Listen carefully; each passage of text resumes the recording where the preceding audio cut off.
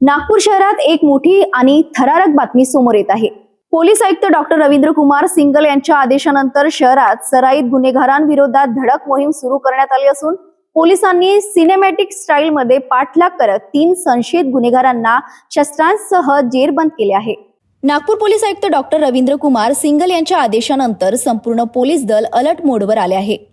शहरातील सराईत गुन्हेगारांचा बंदोबस्त करण्यासाठी विविध भागांमध्ये विशेष गस्त आणि तपास मोहीम सुरू करण्यात आली आहे। याच दरम्यान डीबी पथक पाटणकर चौक परिसरात गस्त घालत असताना एका मोटरसायकलवर 3 संशयित तरुण फिरताना दिसले। पोलिसांनी त्यांना थांबण्याचा इशारा केला, मात्र पोलिसांना पाहताच आरोपींनी मोटरसायकल भरधाव वेगाने पळून नेली। यानंतर पोलिसांनी कोणतीही वेळ न घालवता थेट आरोपींचा सिनेमॅटिक स्टाईलमध्ये पाठलाग सुरू केला।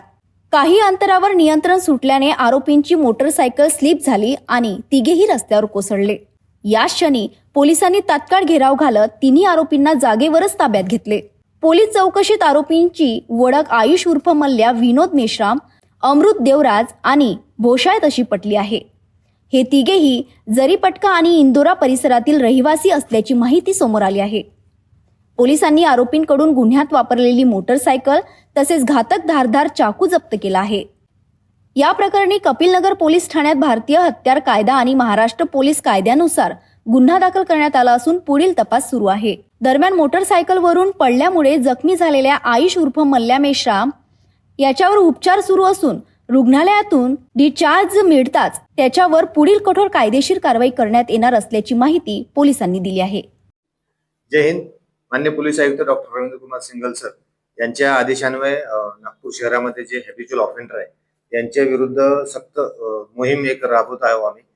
त्या अनुषंगाने आमच्या डीबी पथकाला आम्ही आदेश दिलेले आहेत की रात्रीच्या वेळेला कोणी संशयास्पद कोणी मिळून आले तर त्यांच्यावर कडक कारवाई करायची। त्या अनुषंगाने काल रात्री आमचे डीबी पथक हे पेट्रोलिंग करताना पाटणकर चौक या परिसरामध्ये त्यांना एका मोटरसायकलवर 3 जण संशयित दिसले आणि त्यांना विचारण्याचा प्रयत्न केला असता ते 3 मोटरसायकलने पळाले आणि त्यानंतर आमच्या डीबी पथकाने त्यांचा पाठलाग केला। त्यांना वारंवार इशारा पण करत होते की तुम्ही थांबा, पण ते पोलिसांना जुमानत नव्हते आणि ते जोरात पळायला लागले।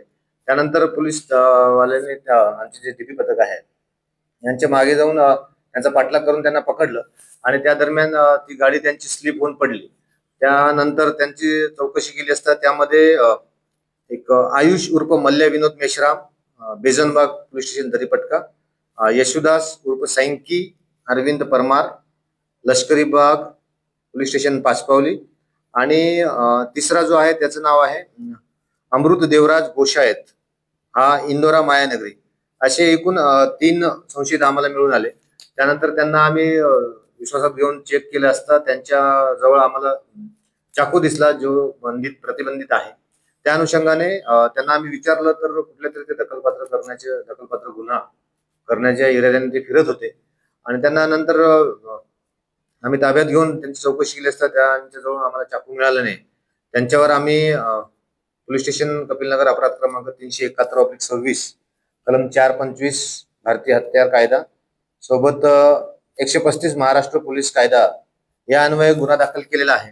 जो आयुष उर्फ मल्ल्या मेश्राम आहे हा जरीपटक्याच्या पोलीस स्टेशन हद्दीतला सराईत गुन्हेगार आहे आणि त्याचं पाय फ्रॅक्चर झाल्यामुळे सध्या मेयो हॉस्पिटल येथे उपचार चालू आहे। तसेच तो पोलीस स्टेशन जरीपटक्याच्या गुन्ह्यामध्ये पण तो पाहिजे आहे, म्हणजे वॉन्टेड आहे। त्यामुळे त्याला डिस्चार्ज मिळताच पुढील कारवाई पोलीस स्टेशन कपिलनगर आणि पोलीस स्टेशन जरीपटका हे करणार आहे।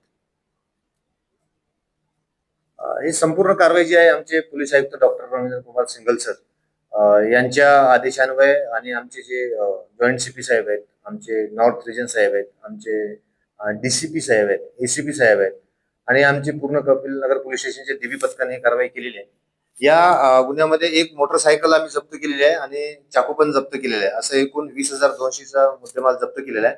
तपास अजून सुरू आहे। यामध्ये आणखीन आरोपीकडे इतर काही साहित्य किंवा त्यांचा मोटिव्ह काय होता रात्री एवढ्या उशिरापर्यंत फिरायचं याचा पण तपास चालू आहे। नागपूर पोलिसांच्या या धडक कारवाईमुळे गुन्हेगारांमध्ये मोठी खळबळ उडाली असून शहरातील कायदा आणि सुव्यवस्था कायम ठेवण्यासाठी पोलिसांची मोहीम पुढेही सुरू राहणार असल्याचे संकेत मिळत आहे।